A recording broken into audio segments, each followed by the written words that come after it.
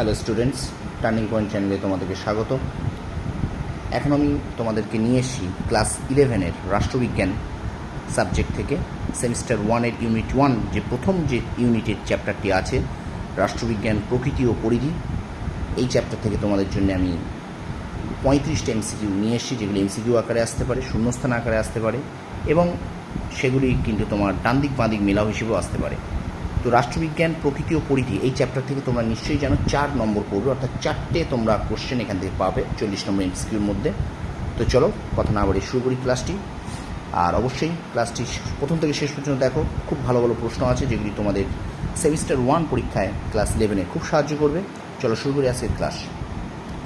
রাষ্ট্রবিজ্ঞান শব্দটি প্রথম কে প্রয়োগ করেন? উত্তর লাইবনিজ। 2 নম্বর প্রশ্ন, রাষ্ট্রবিজ্ঞানের জনক কে? অ্যারিস্টটল। পরের প্রশ্ন, রাষ্ট্রচিন্তার প্রথম বিকাশ ঘটে কোন দেশের রাষ্ট্রবিজ্ঞানীদের হাত ধরে? উত্তর প্রাচীন গ্রিস। পলিটিক্স তত্ত্বের রচয়িতাকে? উত্তর অ্যারিস্টটল। দ্য রিপাবলিক গ্রন্থের লেখককে? উত্তর প্লেটো। প্লেটোর শিক্ষা প্রতিষ্ঠানের নাম কি? একাডেমি। পরের প্রশ্ন, প্লেটো রাষ্ট্র শাসক হিসেবে কাকে প্রাধান্য দিয়েছিলেন? উত্তর দার্শনিক রাজা। কাকে নবজাগরণের শিশু বলা হয়? উত্তর ম্যাকিয়াভেলি। রাষ্ট্রবিজ্ঞানের নিউটন কাকে বলে? উত্তর ম্যাকিয়াভেলি। গ্রিক শব্দ পলিসের অর্থ কী? উত্তর নগরাষ্ট্র। পরের প্রশ্ন, পলিটিক্স কথাটি কোন গ্রিক শব্দ থেকে এসেছে? উত্তর পলিস। রিপাবলিক গ্রন্থের রচয়িতাকে? উত্তর প্লেটো।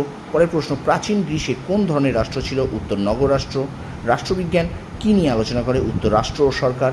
ম্যাকিয়াভেলি কোন দেশের লোক ছিলেন? উত্তর ইতালি। পরের প্রশ্ন, আধুনিক রাষ্ট্রচিন্তার জনক কাকে বলা হয়? উত্তর ম্যাকিয়াভেলি। এখানে একটা শূন্যস্থান দিয়েছি, পরেরটা দেখো। রাষ্ট্রবিজ্ঞান হলো একটি গতিশীল সামাজিক বিজ্ঞান। পরের প্রশ্ন, রাষ্ট্রবিজ্ঞান হলো একটি প্রগতিশীল বিজ্ঞান, একথা কে বলেছেন? উত্তর Bryce. A grammar of politics গ্রন্থের লেখককে? না, উত্তর ল্যাক্সি। তারপরে প্রশ্ন, দ্য স্পিরিট অফ লস গ্রন্থের লেখককে?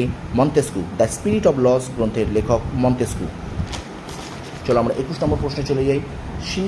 21 নম্বর প্রশ্নে কী বলছে দেখি। সীমিত রাষ্ট্র এর প্রধান ধারণা কে দেন? উত্তর রবার্ট নজিক। পরের প্রশ্ন, স্বাভাবিক অধিকার তত্ত্বের প্রবক্তাকে? লক।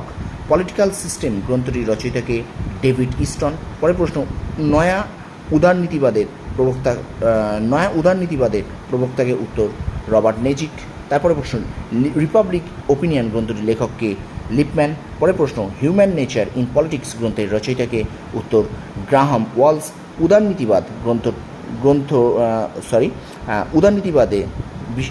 উদারনীতিবাদ কিসে বিশ্বাস করে? উত্তর শ্রেণী সমন্বয়। পরের প্রশ্ন, উদারনীতিবাদী রাষ্ট্রচিন্তার আদি প্রবক্তাকে? উত্তর জন লক।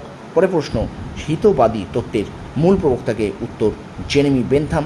পরের প্রশ্ন, হিতবাদী তত্ত্বের মূল কথা কি? উত্তর সর্বাধিক সুখ। পরের প্রশ্ন, রাষ্ট্রবিজ্ঞানের শুরু ও শেষ রাষ্ট্রকে নিয়ে একথা কে বলেছেন? উত্তর গার্নার। পরের প্রশ্ন, সার্বভৌমত্বের তথ্য উপস্থাপিত করেছিলেন কে? পরের প্রশ্ন, জাঁ বোদা। পরের প্রশ্ন, উত্তর জাঁ বোদা। পরের প্রশ্ন, রাষ্ট্রবিজ্ঞান হলো রাষ্ট্রের বিজ্ঞান, উক্তিকার? উত্তর ব্লুটনসলি। পরের প্রশ্ন, আচরণবাদ কি? উত্তর আচরণ কেন্দ্রিক আলোচনা। পরের প্রশ্ন, কাকে আচরণবাদের বৌদ্ধিক ধর্মপিতা বলে অভিহিত করা হয়? উত্তর চার্লস মেরিয়ামকে। স্টুডেন্টস, এই ছিল 35টি প্রশ্ন। তোমরা এই 35টি প্রশ্ন খুব ভালো করে দেখো। আমি আশা করি তোমরা এখান থেকে অবশ্যই সেমিস্টার 1-এ যে প্রথম ইউনিটটা আছে রাষ্ট্রবিজ্ঞান প্রকৃতি ও পরিধি থেকে অবশ্যই তোমরা কমন পাবে। এরপরেও আমি ভিডিও নিয়ে আসবো, আর তোমরা খুব মন দিয়ে পড়াশোনা করো।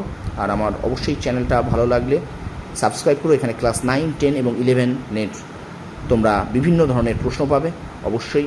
আর 15ই আগস্ট থেকে আমি কিন্তু মাধ্যমিকের সাজেশান চ্যাপ্টার ওয়াইজ, মানে বিশেষ করে আর্টস গ্রুপের আমি সাজেশান দেওয়া শুরু করব। চলো তোমরা ক্লাসটা যদি ভালো লাগে অবশ্যই শেয়ার করো এবং আমার চ্যানেলটা সাবস্ক্রাইব করো। ধন্যবাদ।